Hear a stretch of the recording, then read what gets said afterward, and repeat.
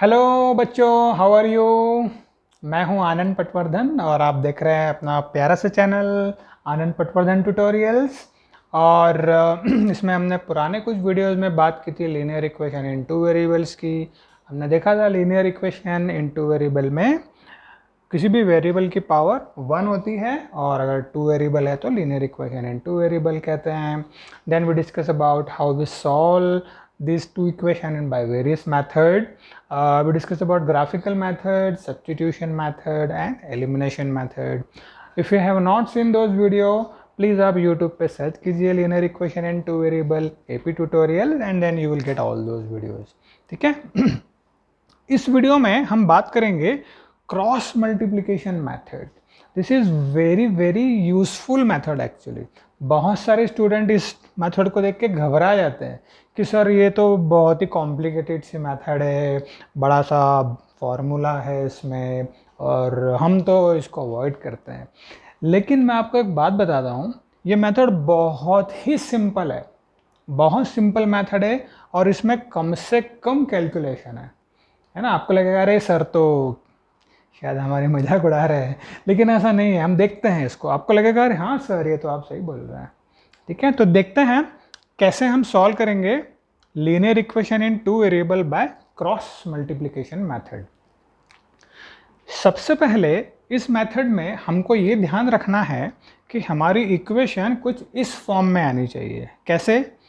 a1x plus b1y plus c1 is equal to 0। ठीक है, a1 b1 c1 are सब number, constant है, x और y हमारा वेरिएबल है। इसमें एक इंपॉर्टेंट चीज़ आपको ध्यान रखनी है, c1 जो मेरा कांस्टेंट है वो इक्वल टू के उस साइड ना हो के इस साइड है। ओके, सारी टर्म मेरी लेफ्ट साइड में है, उस तरफ क्या है 0। ये सबसे इंपॉर्टेंट ध्यान रखनी है। तो ये मेरी हो गई पहली इक्वेशन। दूसरी इक्वेशन में ले लेता हूँ कुछ इस तरह, a2x plus b2y plus c2 is equal to 0। So these are my two generic equation in linear equation in two variable.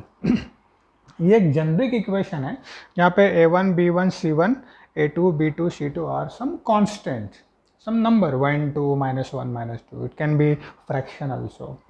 ठीक है, तो क्रॉस मल्टीप्लिकेशन मेथड के सबसे पहली स्टेप क्या होगी, हमें हमारी इक्वेशन को इस फॉर्म में अरेंज करना है। That means our constant must be on the left side of the equal to sign और राइट में हमको 0 चाहिए। ठीक है, तो सबसे पहले मैं हमारी ये जो गिवन इक्वेशन है इसको मैं इस फॉर्म में लिख लेता हूँ ताकि फिर हम कैलकुलेशन करने में आसानी हो जाएगी। तो आई थिंक मेरा a1 में a1 क्या है 2 दिया है, b1 मेरा है 1। देखो y के साथ में कुछ नहीं है, मतलब 1 है। मैं इसको लिख सकता हूँ 1 multiply by y. If you multiply any number, any variable by 1, you will get the same variable. ठीक है, तो y के साथ कुछ नहीं है तो मेरा b1 हो गया 1। c1 मेरा उस तरफ है अभी, तो मैं 5 को इस तरफ ले आता हूँ ताकि मेरा इस फॉर्म में बन जाए। तो अगर मैं 5 को इस तरफ लाऊं तो मेरी इक्वेशन कुछ ऐसी बन जाएगी -5 is equal to 0। Okay, is equal to 0। ये मेरी हो गई इक्वेशन नंबर 1। ये मैंने क्या किया, इस फॉर्म में जमा लिया। मेरा a1 है 2, b1 है 1 और c1 है -5। ओके, ये आपको बहुत इंपॉर्टेंट ध्यान रखना है। c1 जो है ये मेरा -5 पूरा इंक्लूडिंग माइनस साइन। ओके, ये माइनस साइन ऐसा नहीं है कि y और 5 के बीच में एक माइनस रख दिया है, वैसा नहीं है। ये 5 का साइन है माइनस।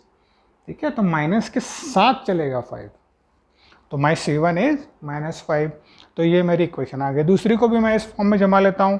यहाँ पे मेरा a2 है 3, b2 है 2 और 8 को मैं इस तरफ ले आता हूँ तो मेरा ये c2 के फॉर्म में हो जाएगा। 8 को जब मैं इस तरफ लाऊंगा तो ये मेरा हो जाएगा -8 is equal to 0। I hope you know this transposition. Equal to के जब साइड चेंज होती है तो साइन भी चेंज होता है। तो 8 को मैं इस तरफ ले आया तो माइनस हो गया। ये मेरी हो गई इक्वेशन नंबर 2। ठीक है, तो क्रॉस मल्टीप्लिकेशन मतलब में सबसे पहले हम क्या करेंगे, इक्वेशन को हम इस फॉर्म में ले आएंगे। इसमें c1 c2 भी इस तरफ है, सारा मेरा इस तरफ है, राइट साइड में सिर्फ 0 है मेरा। बराबर है। ये सबसे पहले स्टेप क्लियर हो गई सबको अच्छे से। अब हम क्या करेंगे, इसको x, y और 1 के फॉर्म में जमाते हैं। उस जमाने के पहले एक छोटी सी नेमोनिक्स है, वो मैं आपको बताता हूँ। वो नेमोनिक क्या है, बी कैब। क्या नेमोनिक है, बी कैब। भाई जैसे ओला कैब और उबेर कैब, बहुत सारी कैब्स होती है ना, ऐसा हमारी कैब है। क्या नाम है उस कैब का, बी कैब। एक नई कैब है, हाँ, उसका नाम क्या है, बी कैब। इससे क्या फ़ायदा होगा अब हम देखते हैं। सबसे पहले हम इन सारे वेरिएबल को इस बी कैप के फॉर्म में जमा लेते हैं। कैसे, देखो, सबसे पहले हम b का b1 लिख लेते हैं। जो जो पहली वाली इक्वेशन है उसके वेरिएबल हम b कैप के ऑर्डर में लिख लेते हैं, राइट। तो b में सबसे पहले b1 आएगा, फिर आएगा c1, राइट, इसी ऑर्डर में हम लिख रहे हैं। फिर आएगा a1 और फिर आएगा b1। क्या किया मैंने, बी कैप के ऑर्डर में इक्वेशन 1 के सारे वेरिएबल लिख लिए। b1, अच्छा ऊपर नीचे हो गए, इसको अपन एक लाइन में लिख लेते हैं।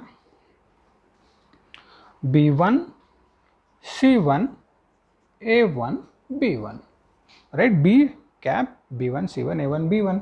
ऐसे ही इक्वेशन 2 के वेरिएबल भी इसी ऑर्डर में लिख लेते हैं। तो मेरे हो जाएंगे b2 c2 a2 and b2। Easy है ये स्टेप, इजी है। क्या किया हमने, सबसे पहले इक्वेशन को इस फॉर्म में जमा लिया। उसके बाद बी कैब के ऑर्डर में मैंने इक्वेशन 1 के वेरिएबल जमा लिए, b1 c1 a1 b1 B cab. Second equation के भी ऑर्डर, तो ये ऊपर नीचे हो गए, मैं इनको एक लाइन में लिख लेता हूँ। b2 c2 a2 and b2, right. बी कैब के ऑर्डर में सेकंड को भी जमा लिया मैंने, ठीक है। क्लियर है, ये एकदम इंपॉर्टेंट स्टेप है ये।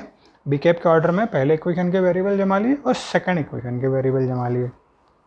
अब हम क्या करेंगे, अब हम लेफ्ट टू राइट मल्टीप्लाई करेंगे। लेफ्ट टू राइट मल्टीप्लाई करेंगे, ऊपर से नीचे। कैसे, देखो यहाँ से यहाँ, लेफ्ट टू राइट, ऊपर से नीचे। इसको पहले किया मल्टीप्लाई, फिर इसको किया मल्टीप्लाई, बराबर है।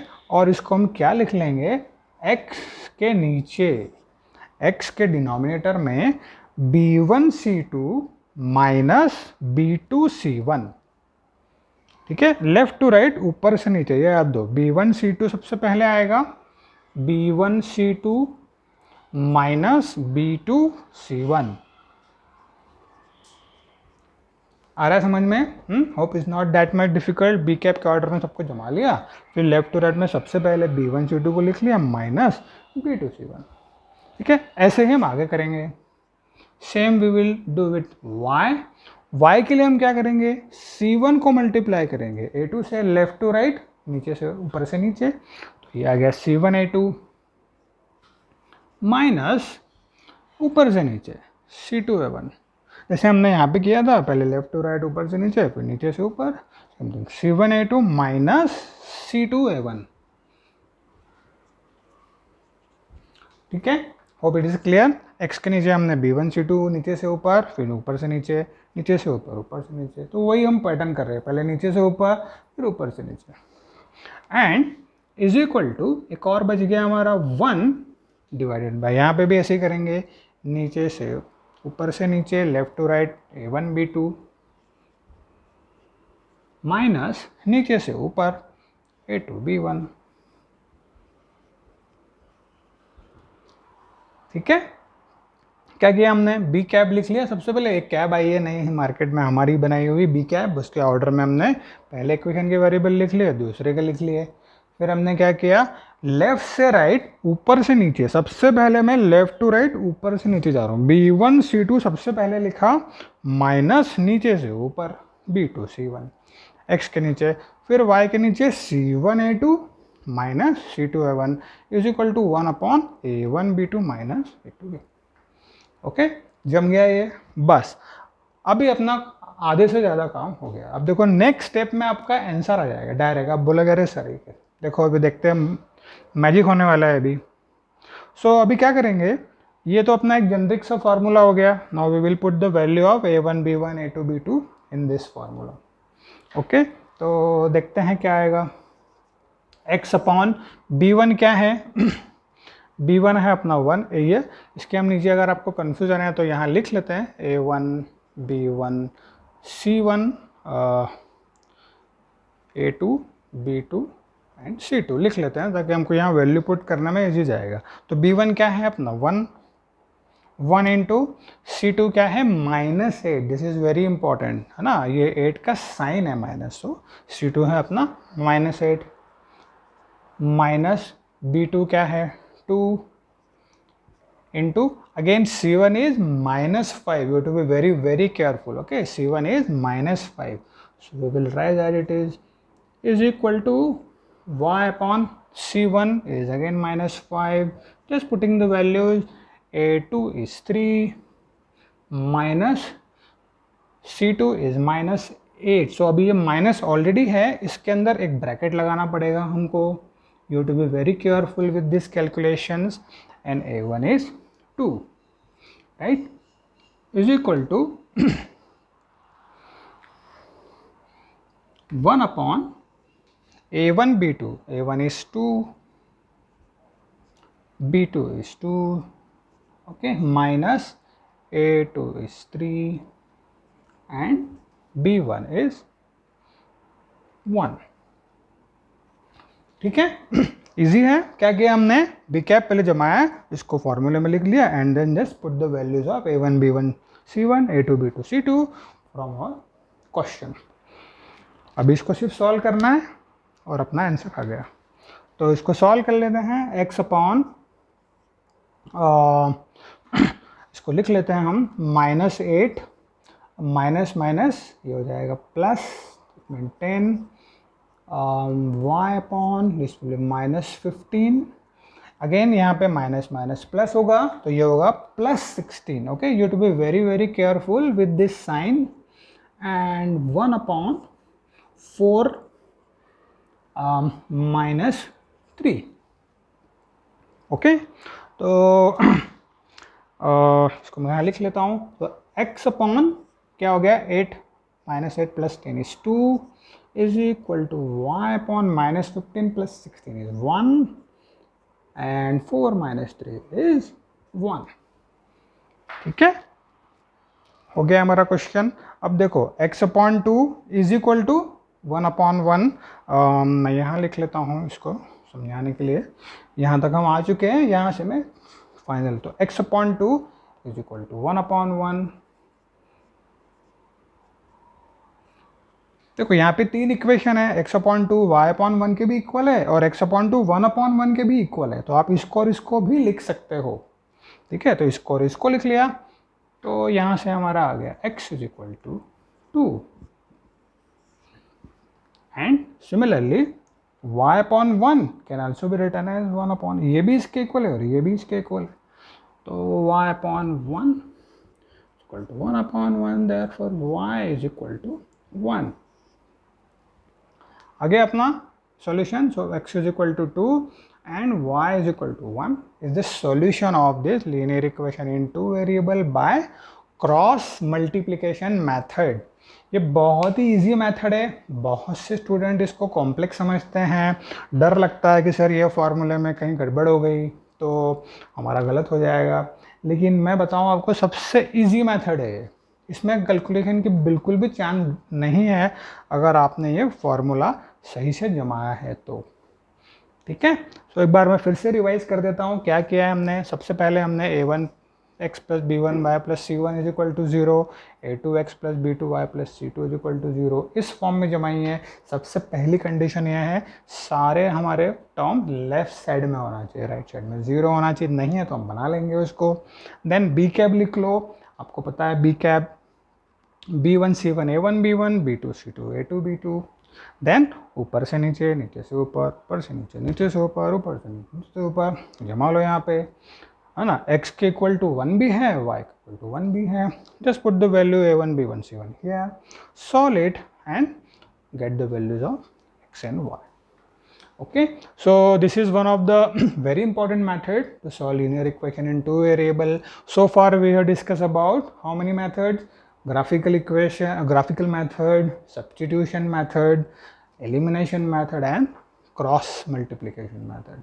So these four methods will help you to solve any kind of linear equation in two variables as and when you feel one of them is appropriate in a particular question.